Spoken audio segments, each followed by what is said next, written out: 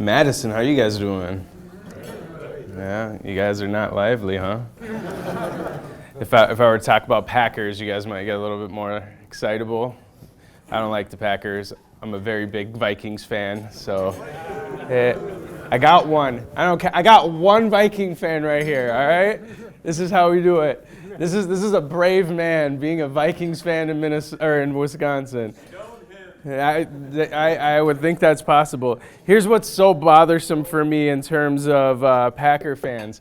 I'm fairly sure there's more Packer fans in Minnesota than Vikings fans, and it's the most annoying thing in the world. Because you go to a Vikings game and you're like, all right, I'm going to see a lot of purple, and you start looking around at a Packers game and you're like, am I at Lambeau or am I in Minnesota? Because there's a lot of green and yellow, and it makes me mad. And you guys are way better fans than we are, but you guys have won Super Bowls as well, so there's that. All right. It's painful being a Vikings fan. I'll let it go. I'm a loyal guy at least, huh? So guys, I will briefly just talk about my background. I'm not here to share stories with you guys or anything like that. I just feel like my background is somewhat relevant to the topic I actually want to get into.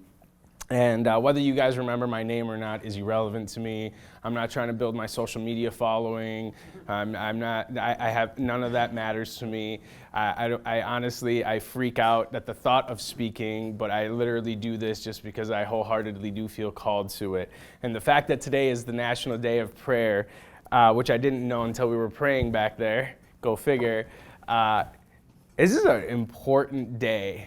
And I'm coming from a country where, I'll just get into it. 1981, I was born in the Islamic Republic of Iran.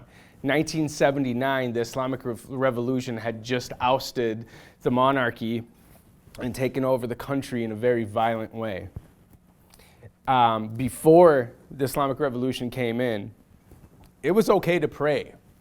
It was okay to do a Christian prayer. It was okay to do a Jewish prayer. It was okay to do a Baha'i prayer. It was okay to do a lot of prayers.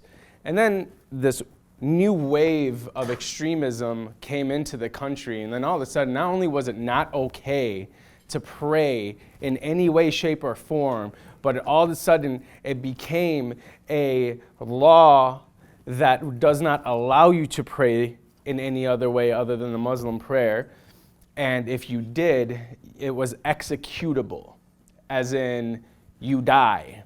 There are times in Iran you could have walked down the street and looked up and saw a man hanging by his neck from a light pole.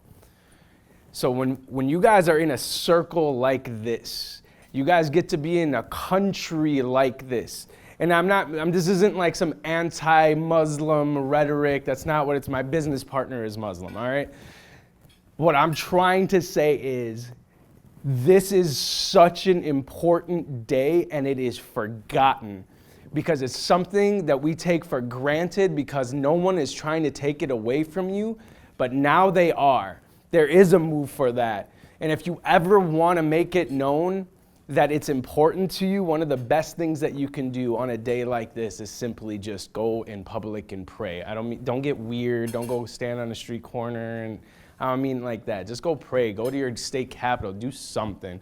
But I'm telling you, this is not something to take for granted.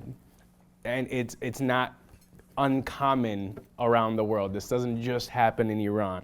All right, I'll get off my soapbox. But it's important. I have a lot of martyrs in my family. You know, like it wasn't some afterthought. People have died in my family just for being the wrong religion. But I want to just get into the content that I'm here for, all right? So I'm going to breeze over some of this other stuff. I was born in the Islamic Republic of Iran. My father was head of one of the largest banks. Eventually, two agents came to his office, put a piece of paper down on his table and said, you have two options. Either you sign this and say you're Muslim, or we're going to arrest you, take everything that you have, execute you and your whole family. That night, my dad came home, woke me up. I was approximately 3 years old. He knelt down in front of me. He took both my hands in his hand. He looked me straight in the eyes with tears in his eyes. And I've never seen my dad cry. And he literally just woke me up. And he said, son, if you forget everything else I ever teach you, I just want you to remember this one thing. Please listen to me. I said, all right. He grabs me on my shoulder. He looks me in my eyes and he says, just understand this. Your faith is worth dying for. I'm 3 years old, and this story has never been emotional to me, but it's emotional now because I have a 3-year-old daughter. And I'm trying to think what that conversation would look like with me having that conversation with my daughter. It would just transition to Sesame Street at some point. Like it wouldn't click, right? But I mean, it stuck in me as, and it's unforgettable. It's something that has actually formed my life in many, many ways. Soon after that, several people got executed gangland style. We had to escape the country, so we fled on foot across a desert, climbed a mountain with no climbing gear, and went and lived in the luxurious state of Lahore, Pakistan. That was fun. So, I mean, it was the slums. We basically lived in the slums, and that was, it was actually fun for me, probably not great for my parents. I don't know if you guys ever seen like Kite Runner or anything like that. It's basically all I did every single day was fly kites. It was a real thing, and you kite fight, and you cut strings, and they had to stop doing that. It's illegal to do that now because people kept getting decapitated and their throats got cut. I'm not kidding. Because they put glass on the strings. That's how you cut each other's string. It's, yeah, completely irrelevant. Anyways, at some point, we get our religious refugee pass. We come to the United States of America, learn my 5th language, 3rd culture. It's super intense, very crazy. Grow up having a normal life, thinking I'm going to be a doctor at some point. Even went to a surgery because I have so many doctors in my family. I thought, man, I'm going to be a surgeon. I went and saw a surgery. I vomited all over the chest of the nurse that was sitting next to me, and that was the end of my medical career. And then at some point, my parents started divorcing. They did not divorce, but they started a divorce process that just broke up my entire family system, which was my life system. So I lost it. I didn't know what was going on. And I was a kid, so I thought, all right, life is over. So I'm either going to kill myself or I got to find a new family. Those are literally the only 2 options I gave myself because I couldn't think of anything else in that state, right? So I was like, I don't want to kill myself. That sounds terrible. I couldn't think of any way that would have made it fun or painless, you know? So I was like, screw that. I'm just going to go find a new family. Go out back into the hood, you know, like friends from the projects and stuff like that. We start hanging out. We're all different ethnicities and have different connections. And we started dabbling in criminal activities, very small criminal activities. By the time I was 19, we got a lot more organized and we stopped being dumb, kind of. For the most part, we stopped being dumb. And it just blew up from there. I should not use terms like blew up because I'm Middle Eastern, but it mushroomed and it just got out of control. And at some point, I found myself being a organized crime boss. Never in my life did I imagine we're going to go through all that stuff that we went through to at some point come to America so I could be a low-life scumbag leader. Yay! Great call, Armin. But I did that. Again, it was not intentional. It's not what I was trying to do. It was just a series of events. And at some point, I get saved, start interning at a church, didn't go to prison even though I should have. I have a felony on my record, and it should have put me away for a minimum mandatory 10 years, but it didn't. Which is a miracle story, but I'm not even going to get into that. And at some point, I started actually working at the church that I was interning at, and then it just went out of control from there. I started consulting churches, planting churches, and doing all sorts of crazy stuff that I have no business doing, but I'm doing. And at some point, even got into being an entrepreneur with one of my mentors who was one of the elders of our church and built like a healthcare software business that we grew to a $60 million valuation. And then Now I'm here doing this kind of stuff, and I'm a managing partner of a military ministry, and we go and train soldiers and lead them to Christ. That's what I do full time, other than running a software business that I own, but I sold most of my shares off. All that to say, I don't really care about all that or you knowing about all that, but here's the point I want to make with giving you guys that background. If I'm a professional at anything, I'm a professional failure. I suck at a lot of things. I fail more times than you can possibly imagine. I've made more mistakes than you can possibly imagine. I have committed more sins than you can possibly imagine. I have gone down so many paths that I regret that you can't even fathom. But at the end of the day, me sitting here sulking about the problems and the mistakes that I made never helped me. I kept going back down this stupid, vicious cycle. And at some point, I just had to ask the simple question, why do I keep doing this? Why do I keep repeating this? Even when I changed my life for the better, I still found myself making similar mistakes, even in the church setting. You can't understand it, and it drives you nuts. So I started asking a lot of why questions. Why do I always feel like I make decisions that take me away from what I feel like is my destiny? And it took me a long time. It took a lot of therapy. It took a lot of reading. It took a whole lot of Brene Brown. I don't know if you guys have ever heard of Brene Brown. Anybody heard of Brene Brown? All right, like mid-sec. And you, all right. This is all Brene Brown content for the most part. And I had to figure out what is eating away at my destiny. Why is my destiny feel so far away from me when I feel like I am determined, I'm committed, I'm willing to put in the work, the hours. I was doing 105 hours a week and I wasn't batting an eye, but I still felt like I was being pulled away. What is it? So what I'm here to talk about is I want to point out what I feel and think, and I'm going to point to a lot of research and statistics that says the number one factor to you not being able to get into your destiny or to engage your destiny or to be able to fulfill your destiny comes down to one disease, this epidemic that I think is running rampant across our country. Can anyone guess what it might be? Not the Brene Brown fans. Can anyone guess what that one thing might be? Go ahead. Your phones. Yes, that's a part of it, for sure. One more guess. Pride. That's definitely a part of it. And a lot of times that pride is a fake pride. But here's what it is. The number one killer to your destiny is shame. The number one killer to your destiny is shame. And I'm going to prove that to you. I have the eyes that are like, dude, come on. No.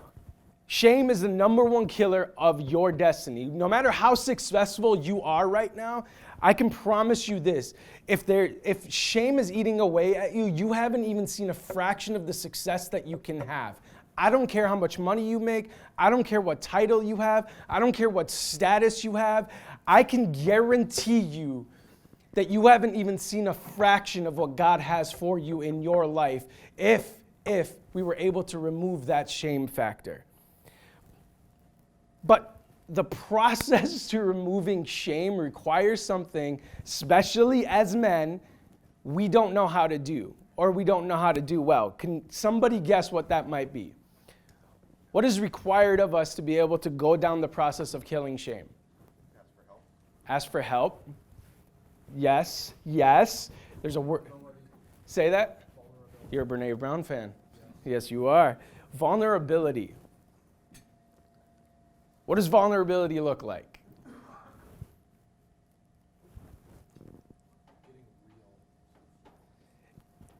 It's hard, right? If I'm going to come and sit down with you and say, hey, Tom, man, it's really been struggling with porn lately, and I want to just have at it with you. Talk about it. Okay. Right? That's awkward. It's awkward. We want to sit here and talk about vulnerability being like some kind of simple thing. I just got to be honest. But at the end of the day, even if I sit here and share my problem with you and say I'm struggling with porn, or I want to sit here and sleep with every woman I encounter, when I come to you, especially as a Christian, you know what I'm going to say? Hey, Mike, I got some lust issues. And it's like, come on. Seriously? We're going to sit here and talk about something that can literally break apart the fabric of our lives, our marriage, our parenting, our church, our whatever. And we're going to sit here and talk about something that could possibly destroy us down to a simple term. I have a lust issues. No, dude, you have a sex addiction. You have a porn addiction. You are literally about to ruin your life, but because there's so much shame wrapped around this struggle that you can't even literally verbalize it or vocalize it to someone so they know what you're struggling with to even be able to help you in the first place. It's insanity. It's an epidemic in our culture, especially as men. And we want to sit here and act like we're a lot stronger than we really are and pretend like we're a lot more courageous than we really are. But if you ask Brene Brown, the foremost thought leader on shame and vulnerability, she will tell you vulnerability and courage are the exact same thing. And she will give you years and years and years of research to point to that. 16 books she's written on this one topic. Can you imagine that? So here's what she says. She says that vulnerability sounds like truth, feels like courage. Truth and courage aren't always comfortable, but they're never weakness. But how many of us do feel like we're being weak if I say, man, I don't know if I can do this anymore. I don't know if I can stay in my marriage anymore. I don't know if I can be a dad anymore. I hate myself. I'm a terrible dad, right? You start breaking down. Your voice changes and you feel the weakness that you have. But here's the thing. She says one more thing that I thought was amazing. She says faith minus vulnerability and mystery equals extremism. I'll say that one more time. Faith minus vulnerability and mystery equals extremism. If you've got all the answers, then don't call what you do faith. How many men of faith in this room?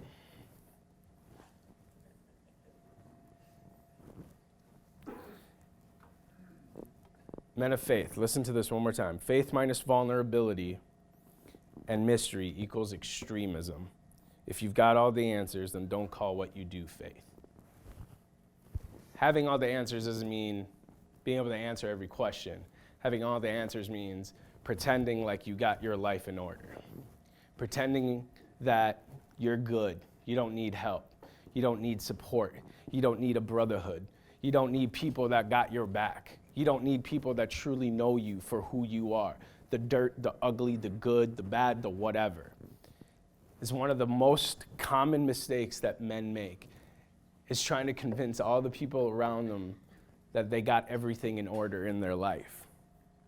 But I'm going to give us all an excuse of why we do that, okay? I promise I'll get out of the boring stuff and it'll get fun at some point. But we live in a society that actually forces a cycle of shame. It's literally ingrained into our culture, okay? And I'll give you actual research and data based on, not me, people who are a lot smarter, so you don't have to worry about my credibility on this. So Brene Brown, a team of researchers, they went out and had to figure out what are the societal norms that men and women have to live by. So since it's all men, we're going to just stick to men. So I'm going to throw that question to you guys. I want you guys to throw some answers back at me. This is not rhetorical, okay? So from your perspective, what do you think the societal norms of the United States of America are for men to conform to? We can fix anything. I hope that's not true because I can't fix nothing. Provider. Who said that? Jake. All right, that's good. Yes. Strength. Say that again. Strength. Okay. Come on, give me a couple more. Lone wolf? Yeah. You know that's true. Who said that? Do not be vulnerable. Yep, that was good. And somebody else said something here. Independent. Yeah. Absolutely. All right, so this is the 4 things they came and narrowed it down to. These are the 4 societal norms that every man in the United States has to conform to for them to actually feel like a normal citizen of the United States of America, okay? So just listen to this. I know this is still boring, okay? But I'm not here to entertain you. I promise you I'm trying to equip you, okay?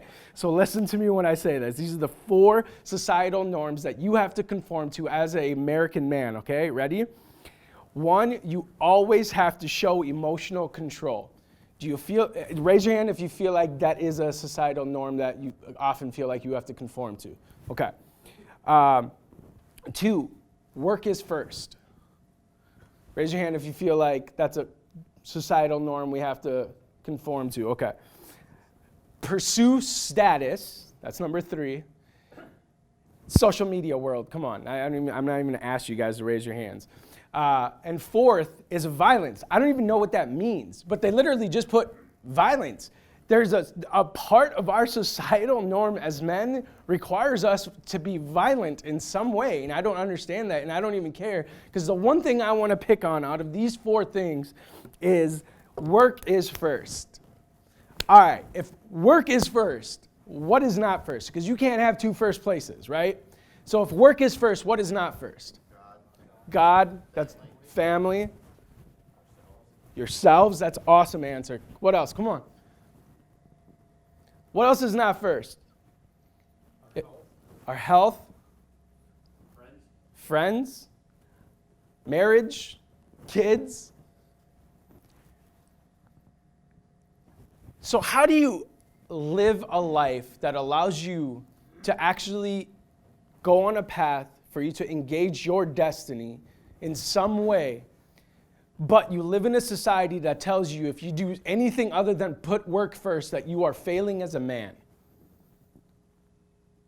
How do you do that? How many people go to church? Okay, so now let's bring it to the church context, right? You go to church.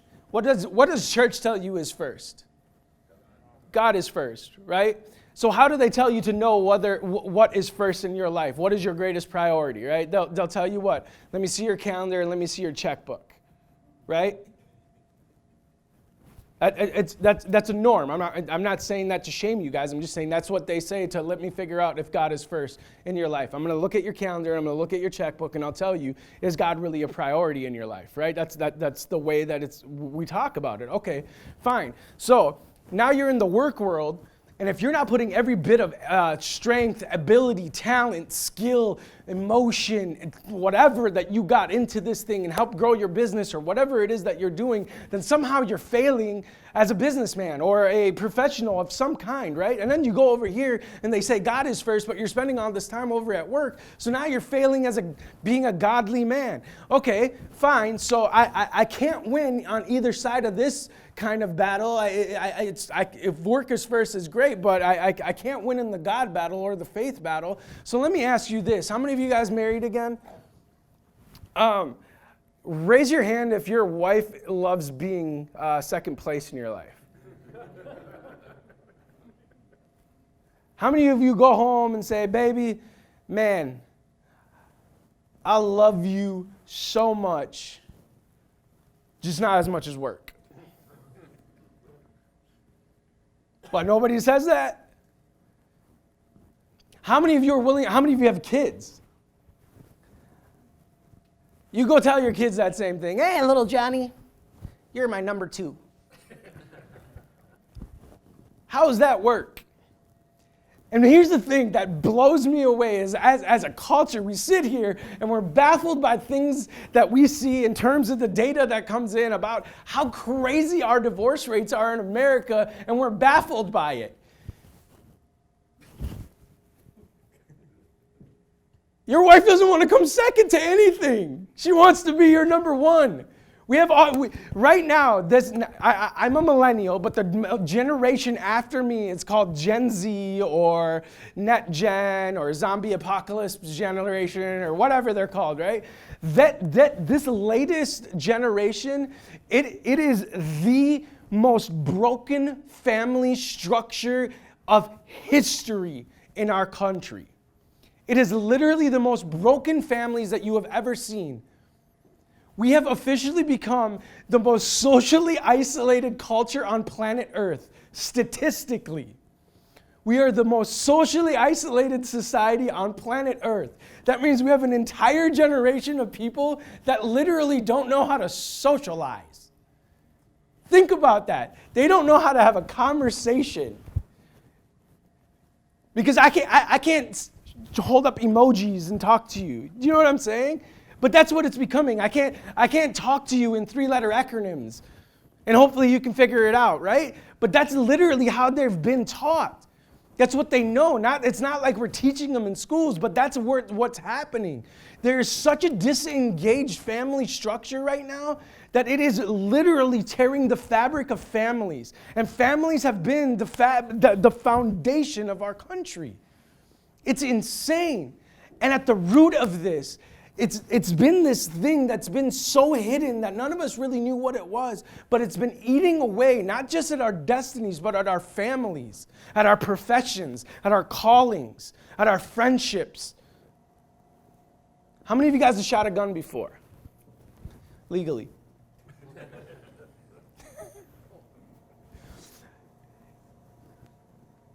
If you don't know where a target is, I don't care what kind of gun you have, if you don't know where the target is, can you hit it? My best friend's a Navy SEAL, served 9 years, decorated sniper. He's a BA guy. See that? That was an acronym, huh? That was. He couldn't do it. He couldn't hit a target if he doesn't know where it is. But here's the reality. This is what I'm trying to tell you guys. We've been fighting this thing and we didn't even know what we were fighting.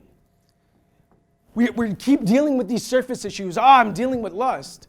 No, you're dealing with shame. I'm dealing with anger. No, dude, you're dealing with shame. I'm depressed. Yeah, because you're dealing with shame. You can literally take some of the most prominent issues that we're having in America right now, and I promise you that I could find a way to point to shame in some way. And the worst part of shame is that it's been hidden, and we've had no way of being able to address it, because it is a scary, awkward, and sometimes boring conversation. And you know that's true, because even when you're sitting here talking to me, you're like, man, can we talk about something other than shame? All right, well, we're going to get there. But here's, so let's go back to this thing that says what shame is. Let's just break that down real quick, okay? And Brene Brown people, you don't get to answer this question. She answered it, she asked the question, if you were to put shame in a petri dish, what 3 ingredients would it require for it to grow exponentially? If you were to put shame in a petri dish, what 3 ingredients would it require for it to grow exponentially? Take some guesses. Guilt, okay, that was good. Silence. Say that again? Silence. Are you a Brene Brown fan? No, never heard of Her. Well, if you're going to listen to her, I just want you to know she loves Jesus, but she swears a little. Okay. Anyone else? What was that? Inappropriate activity. One last one. Darkness? Is that what you said? Okay. And what was that? Regret. Okay, awesome. So you guys are all pretty much on the same page. So here's what she found out. She says, if you were to put shame in a petri dish, it would need 3 ingredients to grow exponentially. And those 3 ingredients are these: secrecy, silence, judgment. Okay? So say it back with me. Secrecy. Perfect. If you're holding secrets to yourself, it is a sign that you're dealing with shame. If you're silent about a struggle that you're having, it is a very clear sign that you're dealing with shame. And judgment, you got to understand, works in multiple ways. Judgment doesn't mean that you feel judged. It means I can judge you. You can judge me. I can say your beard is not as cool as mine. Right? It's a judgment, or you can vice versa. But here's the thing that we often forget is the judgments that we cast in the worst way possible, and the most often is the judgment that we put on ourselves. Judgment goes 3 ways. Me to you, you to me, and me to me. And the most painful one is me to me. And the reason it's the most painful one is because I don't process it. I don't have a way to reality check it, because if I dare share the truth about my struggles, whoo, that would be crazy. I would be excommunicated. How many of you guys from a church context know of a pastor that's fallen into sin in some way? What happens to them after they fall to sin? He said, right? And I'm not saying that's a bad thing. I'm not saying that's wrong. I'm not saying they're doing anything wrong. But I just want to pinpoint something. As a culture, what we're doing is telling you, if you are caught in sin, the repercussions of you being caught in sin, even if the person were to confess their own sin, the outcome of you confessing your sin, of being vulnerable, is a boot. You are excommunicated. Again, I'm not saying that's good or bad, but what does that communicate to you? Keep it silent and hide it. Would you agree with what he said? Keep it silent and hide it. Why wouldn't we? We see the results of honesty. We see the results of vulnerability. It's not good. It hurts us. So why would we ever want to be honest? Is there a benefit to it? It really, from a societal standpoint, no, there really isn't. But based on research, here's the crazy thing. There's one thing that's required for us to actually be able to be vulnerable with each other so that we can break the shame cycle, okay? And the way Brene Brown structured it, she said, if you were to put shame in a petri dish and douse it with one simple ingredient, you would eradicate shame. What do you think that one ingredient is? Just take guesses. Truth, that's good. Honesty, that's like 3 people said that. Hope, grace. Somebody say something over here? No? Empathy. You are a Brene Brown fanatic. Here, you want to take this? It's empathy. It's empathy. Of all things, it's empathy. What? How can one simple thing like empathy, you're going to take this thing that is eating away at the souls of men across this country, and you say, I need to find a weapon, a tool, a resource to kill that thing so it stops killing the destiny of these men who have great callings upon their lives. What do I need to kill it? And someone comes back and says, empathy? What do you do with empathy? Because you don't know how that plays out. How do you play out empathy? Because we don't live in a world of being able to actually communicate empathy, especially in the Christian church circles. Don't get me wrong. I think the Christian church is the most amazing thing ever. It saved my life. I plant churches. It's something that's fundamental about my life. But the number one thing you will hear from, at least in my circles, again, in a Christian church setting, is if I go and say I'm struggling with something, the most common response I'll hear from someone is, you should. You should do this, or you should not do this. If you told me, or if I told you I was an alcoholic, and your response to me is, you should probably stop drinking, I'm sorry, you're not a genius.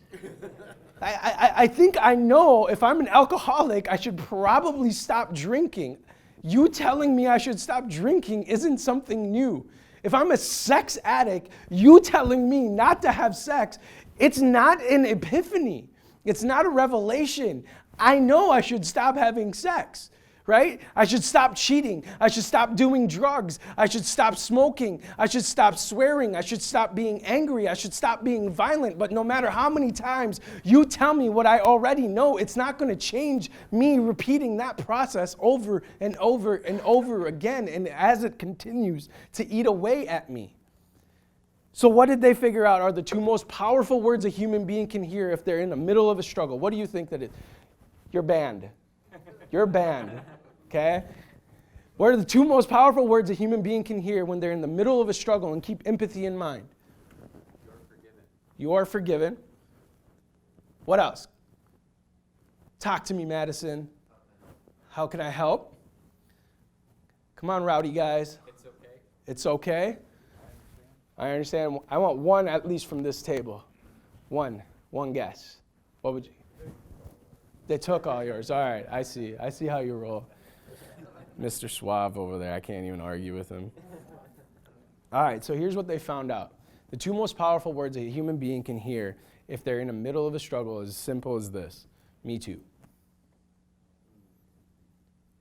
The two most powerful words a human being can hear when they're in the middle of a struggle is me too. Me too.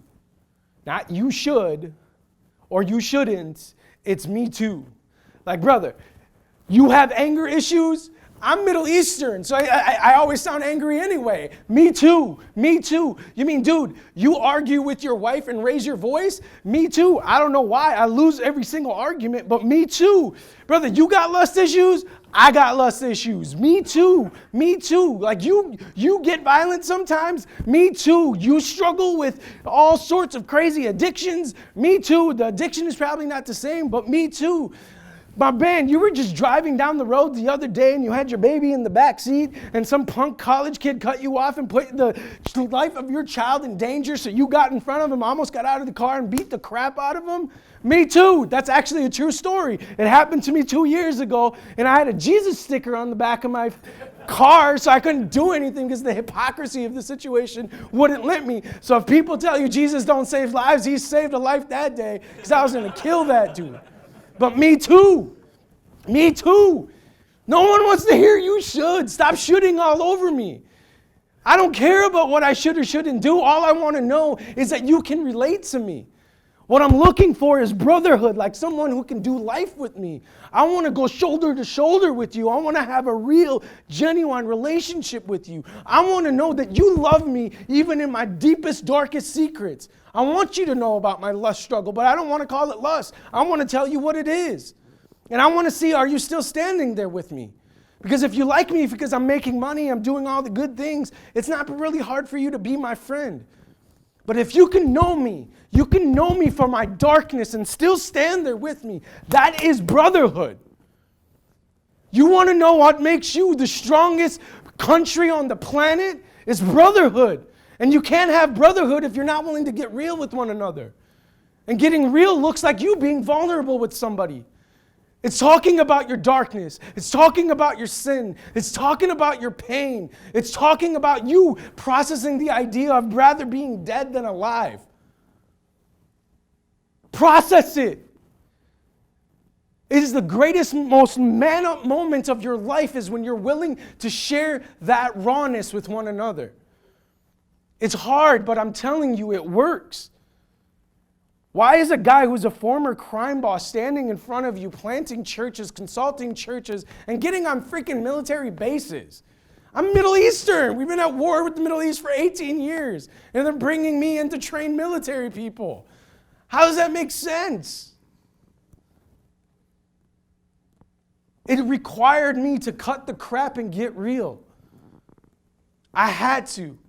I had to put my life out there and let everyone judge me, let everyone shame me, let everyone doubt me, let everyone reject me that wanted to. But at the end of the day, all it required from my friends was just one or two of them to stay by me, and they did, and that's all it took. I didn't get here because I'm pretty. I didn't get here because I don't get to do the things that I get to do because I'm somehow gifted or talented. I get to do them because I went through one of the most painful processes of putting my entire life out there and just letting the pain happen. I ripped the bandage off and went full force into what I really want was my actual destiny. Our organization is literally called Engage Your Destiny. And all we want to do is help our soldiers engage their destiny. So here's my final takeaway. What time is it? All right, I literally got 5 minutes to wrap this up, right? 5 minutes? 2 minutes? What do I got? Okay. The thing that honestly saved me is I was broken, I was lost, I was trying to figure out faith because I thought faith was going to be the only thing that could save me. I went to the mosques, go figure, the irony in that. I went to Catholic churches, Lutheran churches. I went to a Buddhist temple. I went to a Hindu temple. I went to a Christian Scientology church. That was a trip. I don't even know what happened in there. I did all sorts of things, man. I was just dying to encounter God, because if God wasn't real, I had no chance at life. That was my reality. If God wasn't real, I had no chance at life. And I don't care who people telling me who God is. I want to find God, right? And I go through this crazy process. And you go to the mosque. They're speaking Arabic. I don't speak Arabic. They bow down, and then you kind of see everyone else bow down. So you bow down, but by the time you bow down, they're going up. So you're kind of doing this thing. You know what I'm saying? You're like, all right, I clearly don't belong here. And then you go to the Catholic Church. It's kind of the same thing. You're sitting there, and all of a sudden they're kneeling, and then you look around, and you're like, oh, I should kneel too. And by the time you're kneeling, they're getting up, and it's kind of the same thing, and you kind of feel like the odd duck. And I was like, all right, this faith thing is getting really old really quickly. This is going downhill, people. And at one point, I get encountered by these guys. They're in this men's group, and it is the most odd, awkward, socially incompetent human beings I have ever encountered in my life.